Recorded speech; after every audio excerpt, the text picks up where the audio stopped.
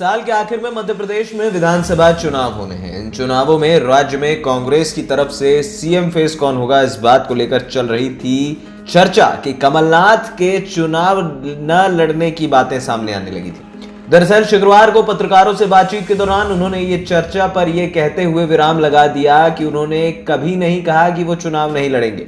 कमलनाथ का ये बयान कहीं ना कहीं इशारा कर रहा है कि वो विधानसभा चुनाव लड़ सकते हैं। पत्रकार वार्ता में बातचीत के दौरान उन्होंने छिंदवाड़ा का भी जिक्र किया और बताया कि वो वहां से चुनाव क्यों लड़ते हैं। दरअसल मध्य प्रदेश के पूर्व मुख्यमंत्री कमलनाथ को लेकर एक खबर चल रही थी कि वो इस विधानसभा चुनाव में नहीं लड़ेंगे, जिसके बाद चर्चा का बाजार गर्म चल रहा था।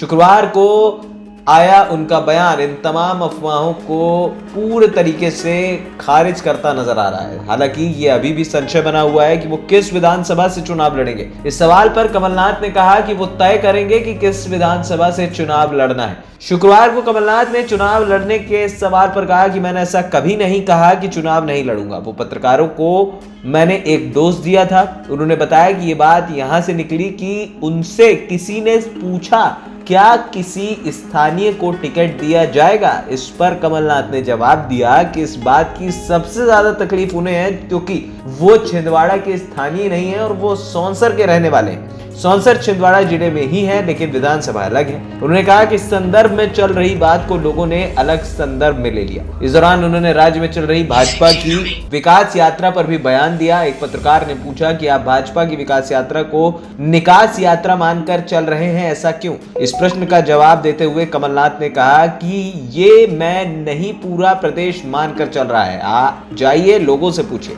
बीते दिनों राज्य के गृह मंत्री नरोत्तम मिश्रा ने कमलनाथ के चुनाव न लड़ने वाली बात पर बयान दिया था। अपने बयान में कमलनाथ ने कांग्रेस की तुलना कोरोना से करते हुए कहा था कि कमलनाथ पर कांग्रेस कोरोना की तरह अटैक कर रही है। विंध्य दस्तक की रिपोर्ट।